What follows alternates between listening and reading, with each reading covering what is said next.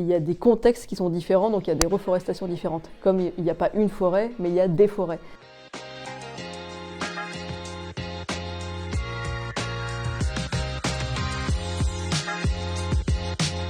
Pragmatique, connexion avec la nature et engagé. Pragmatique, ça je pense que c'est quelque chose qui nous correspond bien parce qu'on est des acteurs de terrain, on est engagés, on s'adapte, on est vraiment à apporter des solutions techniques aux différents contextes et territoires avec lesquels on intervient. Et les causes de la déforestation sont tellement multiples qu'il faut vraiment faire preuve d'ingénierie et de vision holistique. Connexion avec la nature, ça c'est vraiment notre modèle d'activité, c'est-à-dire qu'on ne conçoit pas aujourd'hui de préserver la forêt sans l'humain. Et en fait, on sait que c'est l'humain qui est la cause principale de la déforestation. Donc en fait, on ne conçoit que des solutions qui impliquent aussi l'être humain dans la mise en place de préservation des forêts. Engagé, je pense que c'est vraiment ce qui nous caractérise aussi. Toutes les personnes qui sont aujourd'hui dans Cœur de Forêt, elles sont engagées pour une justice sociale, environnementale. On a vraiment cette vision d'équité. En fait, on est en contact des populations qui sont très défavorisées. Et donc, on a aussi envie de rééquilibrer un peu ces rapports de force.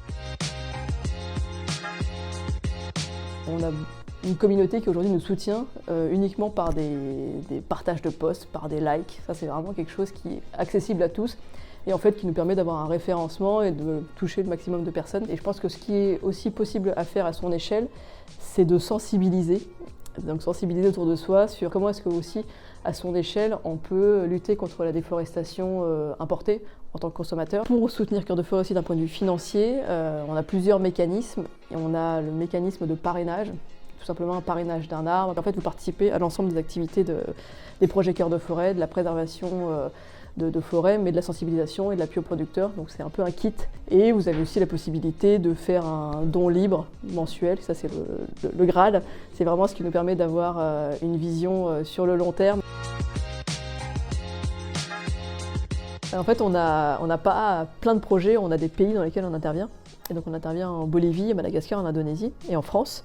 Et en fait, dans chacun des pays, on a une équipe locale qui rayonne sur des zones d'intervention différentes. Et moi, je suis toujours impressionnée quand on va sur le terrain par l'énergie qui est déployée par les populations locales. On va agir différemment si on est en France, où on n'a pas de déforestation, on a plutôt une malforestation, alors que sur des projets comme on a à l'international à Madagascar, là, il n'y a plus de graines dans le sol. Donc en fait, on est obligé de mettre en place des projets de plantation pour faire en sorte que la forêt renaisse. Et ensuite, il ne faut pas perdre à l'esprit que la plupart des forêts aujourd'hui, elles sont là pour pouvoir aussi répondre aux besoins des populations locales.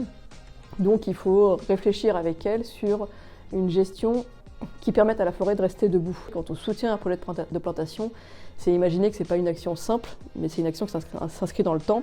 Et donc il faut donner aussi aux porteurs de projets les moyens pour pouvoir agir sur 20 ans, 30 ans. Les forêts aujourd'hui, c'est 80% de la biodiversité terrestre. Donc en fait, protéger les forêts, c'est protéger aussi toute la faune et la flore qui y habitent.